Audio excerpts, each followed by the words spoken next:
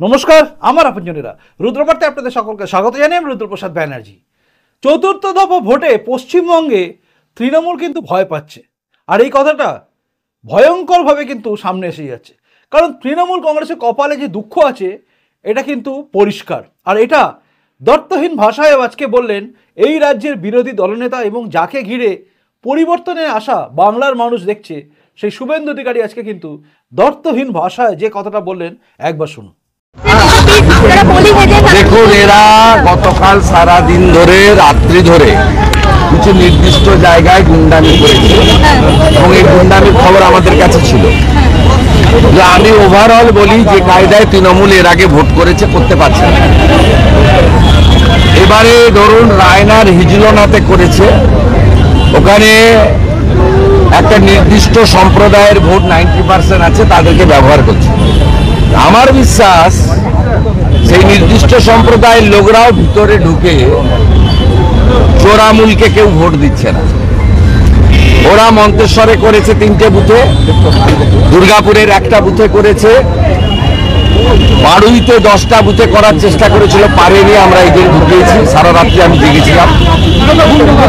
আমাদের নানুরে একটা বুথে করেছিল, পারেনি।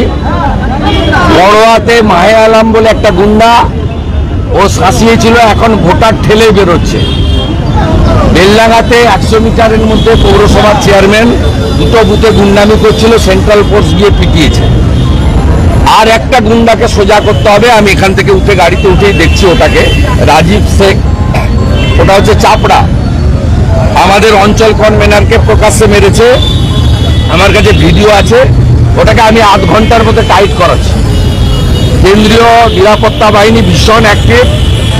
তারা প্রথমে 35টা করে কিউআরটি দিয়েছিল, এখন বাড়িয়ে 50টা করে দিয়েছে। এবং সব বুথে, সিঙ্গেল বুথে এক অ্যাসিস্ট্যান্ট কমান্ড্যান্ট, 3 জন করে প্যারামিলিটারি আছে। কোথাও কোথাও জেলার পুলিশের, জেলার যারা সিভিল অফিসার, আরও এআরও, তারা পোলিং স্লো করাতে চাইছে, বিশেষ করে বিজেপি অধ্যুষিত এলাকাতে। আমরা পুরোটা নজর রেখেছি। Activities of the CAPF is good, এবং টিএমসি যে কায়দায় বিগত ভোটগুলো করেছে সেই কায়দাতে করতে পারছে না।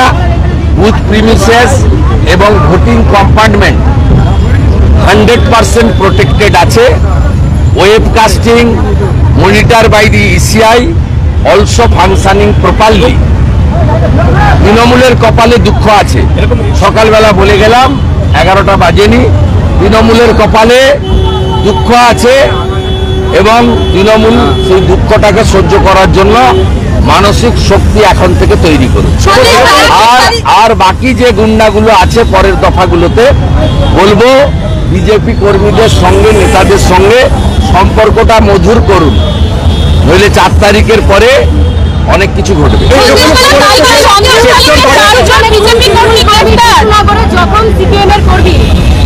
গুন্ডামি তো আছেই, গুন্ডামি তো আছে। বাড়ি বাড়ি তো সেন্ট্রাল ফোর্স দিতে পারবে না। আমি আপনাকে আবার বলছি, বুথ প্রিমিসেস, ভোটিং কম্পার্টমেন্ট, এইটা সুরক্ষা দিতে পেরেছে। পাড়ার ভিতর, গ্রামের ভিতরে গোলমাল তো করছেই। বলার পরে নিউ টাউনে কেন্দ্রীয় বাহিনী, এখানে কেন্দ্রীয় পুলিশ সিএপিএফ কন্ট্রোল রুমে খবর আসার পরে 15 থেকে 20 মিনিটের মধ্যে রেসপন্স করছে। অবজারভাররা সকলের ফোন রিসিভ করছে, সব মেসেজের উত্তর দিচ্ছে। ডিআইজি যিনি দায়িত্বে আছেন সিআরপিএফ এর, mister Grewal, he is also responding in every messages and every phone. সব মিলিয়ে মানে যতটা ফেয়ার করা যায় সেটা কিন্তু ইলেকশন কমিশন এবং সিএপিএফ করছে। পাড়ার ভিতরে, মোড়ের ভিতরে দাঁড়িয়ে এত নোংরামি হবে। আমি তো স্বপন রায়চৌধুরীর বাড়িতে পুজোতে এসেছিলাম, ওখানে দাঁড়িয়ে হল্লা করছিল। এই দেবরাজ বলে একটা ডাকাত আছে, তার বাড়ি সার্চ করেছিল সেন্ট্রাল ফোর্স, ও ওইসব করিয়েছিল। পরে আমি যখন ঘুরে এসে তাড়া করেছে, ছুটে পালিয়ে গেছে। দাদা, 1 জুন যদি এই কেন্দ্রে এরকম ধরনের অহিংসা হয় বা সহিংসতা হয়, তাহলে কি হবে? আরো টাইট হবে, আরো টাইট হবে। তেলেঙ্গানা এবং অন্ধ্রপ্রদেশে ভোট আজকে শেষ হয়ে যাবে, কাল থেকে হাজারে হাজারে প্যারামিলিটারি আসবে। 5, 6, 7 নম্বর ফেজে তৃণমূলের কপালে কি আছে শুধু দেখতে থাকুন। কালকে সন্দেশখালীতে আমাদের কোনো দায় না, আমরা ইসিআই কে রেসপেক্ট করি আর সেন্ট্রাল ফোর্স অ্যাক্টিভলি পারফর্ম করবো আমরা চাই, কোনো ফেভার চাই না আমরা। এবং তারা করছে, দে আর রেসপন্ডিং। আমি আপনাকে বলছি না, পাড়ার ভিতরে আপনার বাড়ির সামনে কে ফোর্স থাকবে, ভোটিং ক্যাম্পাস, বুথ এবং কম্পার্টমেন্ট যেখানে আমরা বোতাম টিপছি ওটা 100% প্রোটেক্টেড দিয়েছে। তাই তৃণমূলের কোনো খেলা চলবে না, শুধু ঠাকুরকে ডাকুন 80%-এর বেশি যেন 80% যেন পোল হয়, তারপরে দেখবেন হীরক রানী বাই বাই।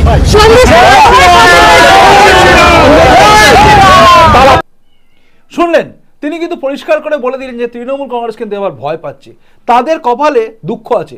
আসলে আপনি যদি শুভেন্দু অধিকারীর কথাটা খুব ভালো করে শোনেন এবং খুব ভালো করে ভাবেন তাহলে দেখবেন উত্তর বেরিয়ে আসবে, হ্যাঁ তৃণমূল কংগ্রেস কিন্তু এবারে ভয় পাচ্ছে এবং তাদের কপালে সত্যিই দুঃখ আছে। কেন জানেন? কারণ শুভেন্দু অধিকারী যে কথাগুলো বললেন যে 2019-এর নির্বাচন যেভাবে হয়েছিল আর এবারে যেভাবে হচ্ছে দুটোর মধ্যে অনেক ডিফারেন্স আছে। 2019-এ কিন্তু তিনি তৃণমূল কংগ্রেসেই ছিলেন, তাই তৃণমূল কংগ্রেসের মধ্যে কি কি পদক্ষেপ নিত বা কি কি করতো, কিভাবে ভোটকে কন্ট্রোল করত, কিভাবে আটকানো হয়েছিল সবটাই তিনি জানেন। আর সেখানে দাঁড়িয়ে তিনি কিন্তু একদম কুঠারাঘাত করে দিয়েছেন এই পুরো সিস্টেমটা, যে সিস্টেমের উপর ভর করে এই তৃণমূল কংগ্রেস খুব গর্ব করে বলছিল যে এই রাজ্যে আমরা বিজেপিকে আটকে দেব। সেই জায়গাটা কিন্তু একমাত্র শুভেন্দু অধিকারী ভালো করে জানেন। আর শুভেন্দু অধিকারী বুঝে গেছেন যে এবারে সেই জায়গাগুলোকে ব্লক করে দিয়েছেন তিনি। দেখুন আজকে যেটা হয়েছে ঘটনাগুলো সেটা হচ্ছে সকাল থেকেই বিভিন্ন জায়গায় আপনারা জানেন ভোট করতে দিচ্ছিল না, কোথাও আটকাচ্ছিল, কোথাও বুথ জ্যাম করার চেষ্টা করছিল।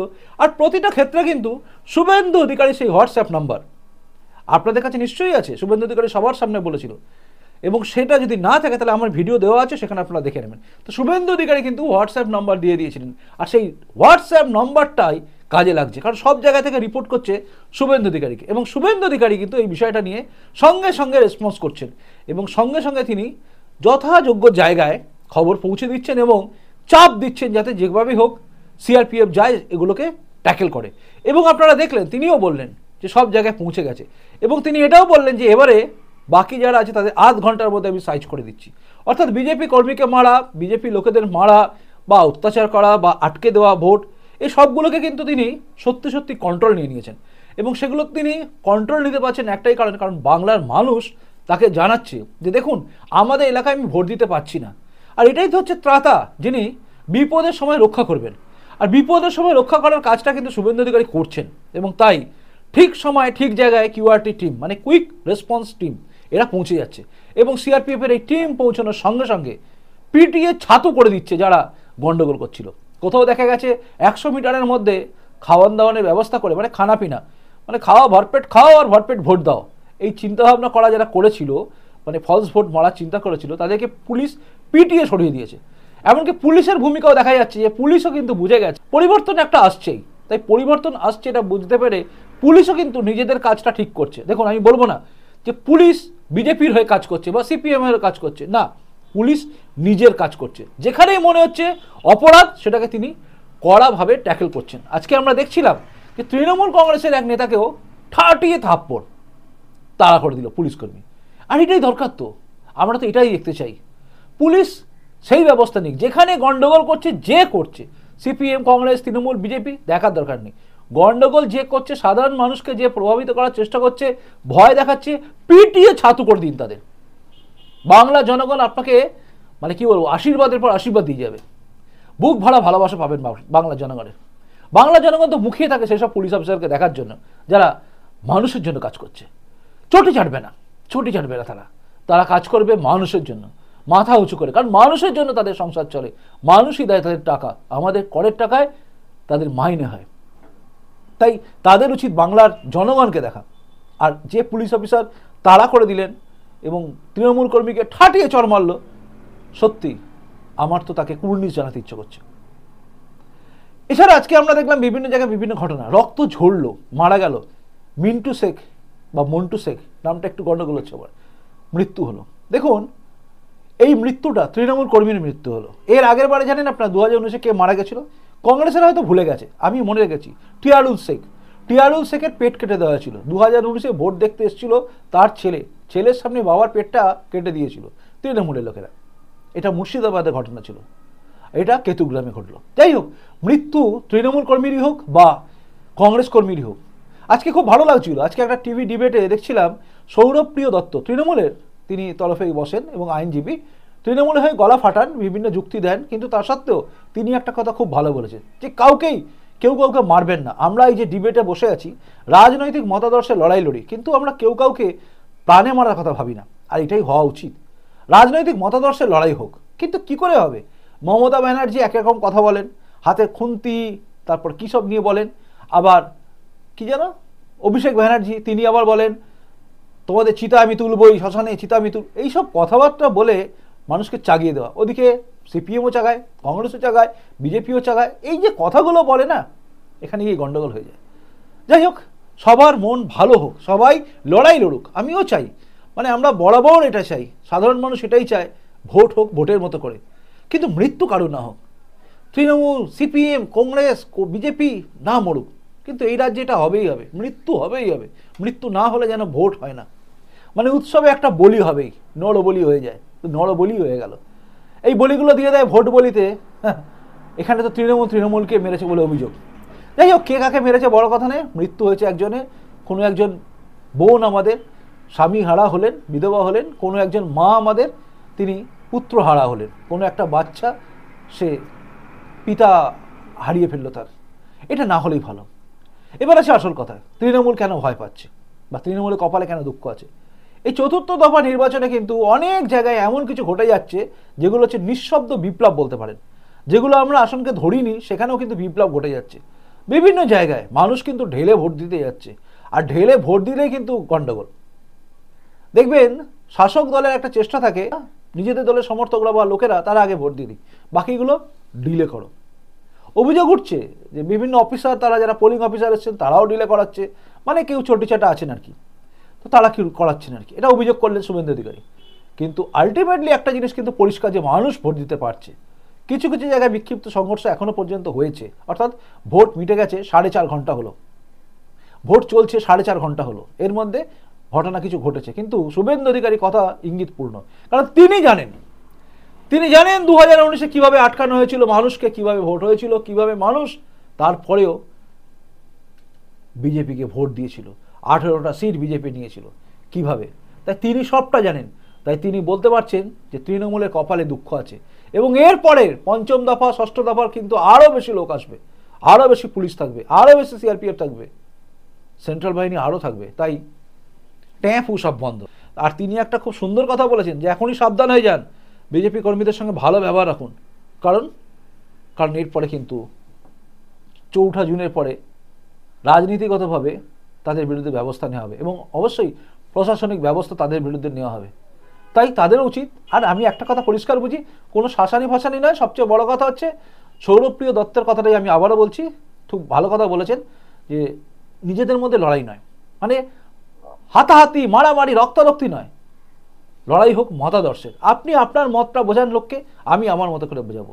এই লড়াইয়ে যে জিতবে সেই জিতবে, গণতন্ত্র প্রতিষ্ঠিত থাকবে। কাউকে মেরে গণতন্ত্র প্রতিষ্ঠা করার কোনো দাম নেই, কারণ আজকে আপনি যাকে মারবেন, কাল তার বাড়ির লোক আপনাকে মারবে। ফুলন দেবী অন্যায়ের প্রতিবাদ করে মানুষকে মেরেছিল, কিন্তু সে ফুলন দেবীকে মরতে হয়েছিল যাদের মেরে দিয়েছিল তাদের বাড়ির ছেলের হাতে। অর্থাৎ মৃত্যু লেখা হয়ে যায়, আজকে মারলে কালকে মরতে হবে। তাই এসব বন্ধ হোক, হানাহানি বন্ধ হোক, এটা সবাই চাই। যাই হোক, এতটা শোনার পরে আপনার কি মনে হলো? তৃণমূলের কপালে দুঃখ আছে না নেই আপনি জানাবেন, কিন্তু আপনার এলাকায় কি হচ্ছে ভোটটা সেটাও বলবেন অবশ্যই। আপনার কমেন্টসের অপেক্ষায় আমি রইলাম। আর প্রতিবেদনটা ভালো লাগলে লাইক করবেন, যদি মনে হয় শেয়ারযোগ্য তাহলে শেয়ার করবেন। আর যদি নতুন এসে থাকেন এই চ্যানেলে, তাহলে চ্যানেলটা সাবস্ক্রাইব করে আমার আপনজন হয়ে তারপর যাবেন।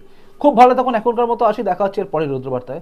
ভালো থাকুন, নমস্কার, বন্দে মাতরম, ভারত মাতা জয় হোক, জয় হিন্দ।